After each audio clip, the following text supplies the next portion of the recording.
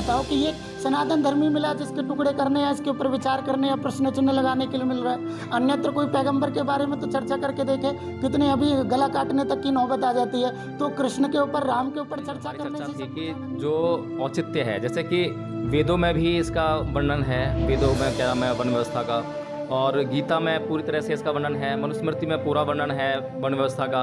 तो एक तरह से जो वन व्यवस्था है हिंदू धर्म का आधार है, हिंदू व्यवस्था का।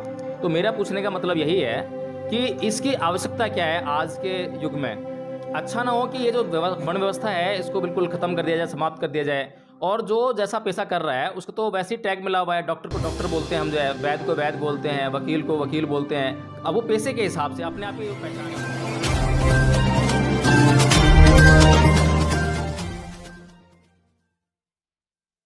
नमस्कार साथियों, आज हमारे साथ हैं मुनि महाराज जी। और मुनि महाराज जी हिंदू धर्म के दर्शन पर कुछ बात करेंगे, हमसे चर्चा करेंगे, और वे एक तरह से हिंदू धर्म को डिफेंड करने का प्रयास करेंगे अंबेडकर की विचारधारा के खिलाफ। जैसा कि हम जानते हैं कि सन 1935 में परम पूज्य बाबा साहब डॉक्टर भीमराव अंबेडकर ने हिंदू धर्म को छोड़ा था, और छोड़ते समय यह कहा था कि मैं हिंदू धर्म में पैदा हुआ, यह मेरे बस की बात नहीं थी, लेकिन मैं हिंदू धर्म में मरूंगा नहीं। तो इसी विचारधारा के आधार पर हम आज मुनि महाराज से चर्चा करेंगे। लेकिन साथियों, मैं आपको आगाह कर दूं कि मुनि महाराज जी हिंदू धर्म के दर्शन को डिफेंड करेंगे या उस दर्शन को आपके सामने प्रस्तुत करेंगे, लेकिन इसका मतलब यह कतई नहीं है कि आप जो है अपनी अशालीन या असभ्य भाषा का इस्तेमाल करें। मैं अपने जो विचार मुनि महाराज से रखूँगा उनको भी आप जो है उसी दृष्टि से देखें, और दोनों के विचारों का मंथन करके जो आपको अच्छा लगता हो उसको आप स्वीकार कीजिए, उसको आप अपने व्यवहार में लेकर आइए। लेकिन किसी पर भी कोई भी टिप्पणी करनी है आपने शालीन तरीके से करें और सभ्यतापूर्वक करें, गाली गलौज की भाषा उसमें नहीं होनी चाहिए। तो मुनि महाराज जी, आपका NB News 24x7 में स्वागत है। नमस्कार।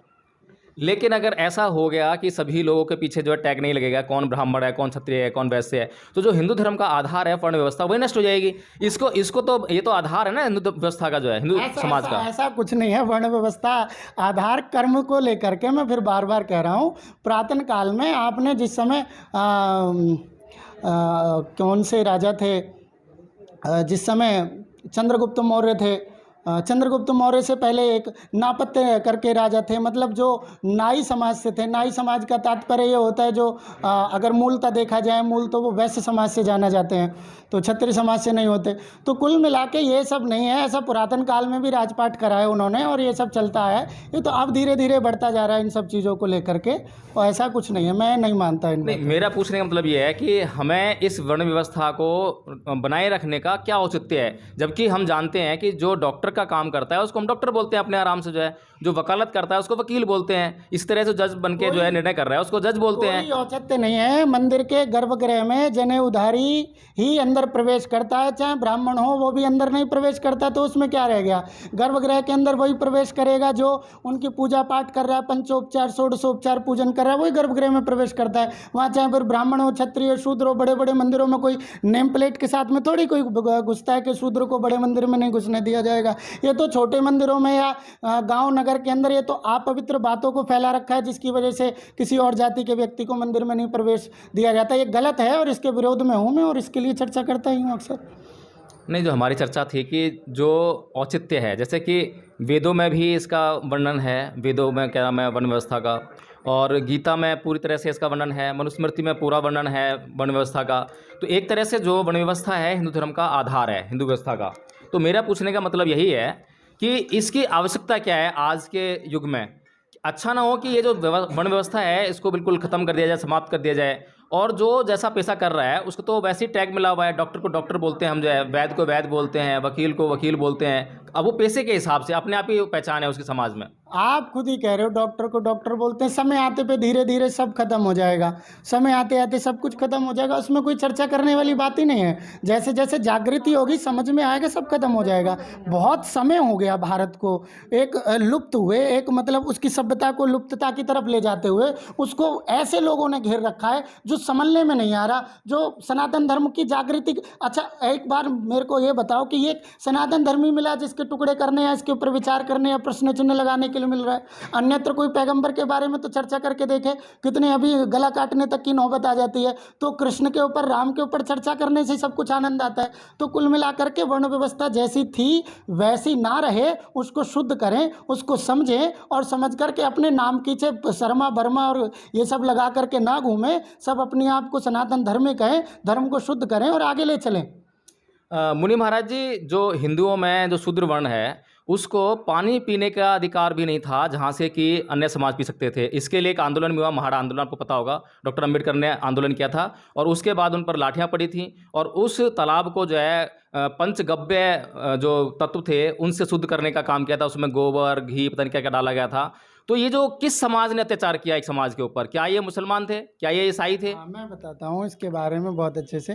थोड़ी देर पहले मैंने चवर वंश के बारे में वर्णन करा। अगर आपको पता हो तो पहला आक्रमण जिस समय हुआ था भारतवर्ष पर, तो उसमें चवर वंश के लोगों से ही, मतलब गुजरात, राजस्थान, इसी मार्ग से आना हुआ उनका, धरती पर पैदल चलते हुए। तो वहाँ से एक चवर वंश के परिवार के लोगों ने, उनका काम था गुप्तचरों का, जो एक विशेष पद को रखते थे राजपाट के घरों में। और उनके कड़ी को तोड़ने के लिए मुसलमान शासकों ने सबसे पहले राज घराने से चवर वंश को हटाया। और चवर वंश को हटाने के बाद में उनको चवर वंश से अपने खाने पीने के लिए जो मांस इत्यादि के थे, जो जीव जंतुओं को मारते थे, उनसे खाल छिलवा के, कटवा करके बनवाना शुरू कर दिया। इसको धीरे धीरे ये इतना बढ़ गया, जिस समय मुगल शासन आया, अब वो उनको कर्म करने के लिए दे दिया गया, क्योंकि जगह जगह मियाँ इत्यादि विद्यमान थे। कई नगरों के बीच में, कई गाँवों के बीच में उन मियाँ को ये मांस इत्यादि अत्यधिक प्रिय था। उन्होंने उन विशेष परिवार के, चवर वंश के लोगों से वो कार्य नित्य कराना शुरू कर दिया। और जैसे जैसे मुगल शासन कम होने लगा, अन्यत्र अंग्रेजों का या कुछ और आना प्रारब्ध हुआ, तो जब वो मांस छील करके अगर आपके कुएं के पास आएंगे या कपड़े गंदे करके आएंगे, इन विचारों को लेकर के उनको दूर रखा गया। लेकिन वो धीरे धीरे गलत दिशा की तरफ जाने लगा। तो आप बात कर रहे हैं लगभग 1000 ईस्वी के बाद की, और मैं आपको उदाहरण देता हूँ भगवान बुद्ध के समय का। भगवान बुद्ध के समय में सुनीत भंगी नाम से एक भिक्षु उनके संग में सम्मिलित हुआ था। भिक्षु जब बना वो सुनीत भंगी, उससे पहले जब उसके ऊपर बुद्ध की दृष्टि पड़ी तो वह बुद्ध से भागता फिर रहा था और बुद्ध से इस तरीके से डर रहा था कि वो इस जाति का है कि उसकी सामाजिक स्थिति जो है बहुत ही ख़राब है और उसको अच्छा नहीं समझा जाता। तो जो आप बात कर रहे हैं कि ये जो मुसलमानों के आने के बाद ऐसा हुआ, ये तो 2500 वर्ष पूर्व, जब बुद्ध के समय में, जब भी ये व्यवस्था थी, जब भी एक ऐसा वर्ण वहाँ पे स्थापित था जिसको कि मतलब हिंदू व्यवस्था का जो अंग था, जब तो मुसलमान भी आए नहीं थे, ईसाई धर्म का उद्भव नहीं हुआ था, जब तो कोई अन्य धर्म था ही नहीं भारत में। मैं बताता हूँ, उस समय शाक्त संप्रदाय था। शाक्त संप्रदाय के समय काल का ही बौद्ध धर्म का, बौद्ध भगवान का प्रकटीकरण है। और उस समय, जिस समय आप वो जो बुद्ध ने जो है एक जो वर्ण व्यवस्था के ऊपर, पार्टिकुलर वर्ण व्यवस्था के ऊपर जो वर्ण के ऊपर जो अत्याचार होता था, उसके खिलाफ एक आंदोलन छेड़ा, जाति के खिलाफ जो एक आंदोलन अभियान छेड़ा और उसको जो है समाज में जागृति फैलाई। उनको इस बात के लिए क्या जरूरत पड़ी, क्या अवस्था पड़ी थी? यानी कि वहाँ पर थी ये व्यवस्था, तभी तो उनको आंदोलन करना पड़ा। ये मुसलमानों के बाद नहीं, बल्कि मुसलमानों से बहुत पहले की व्यवस्था है। बस यहीं पर सारी कमी है। शूद्र का तात्पर्य है धर्म, सनातन धर्म के अनुसार अशिक्षित होना, धर्म के विहीन चलना, कुकर्म करना, पाप करना। ऐसे कर्म करने वाले व्यक्ति को शूद्र कहते हैं, अगर उसकी परिभाषा जानेंगे आप।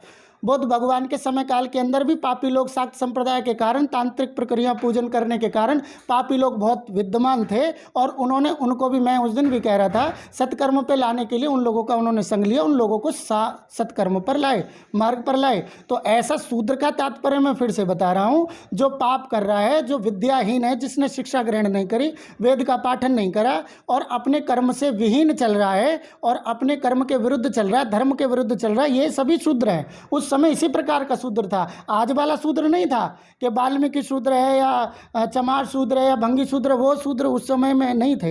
ये सब हम नहीं मान सकते इस बात को। अपना चैनल, आपका चैनल, समाज का चैनल, देश का चैनल NB News 24/7 को आप लाइक करें, सब्सक्राइब करें और ज्यादा से ज्यादा इसकी वीडियो को शेयर करें, ताकि हर खबर को मैं आप तक आसानी से पहुंचा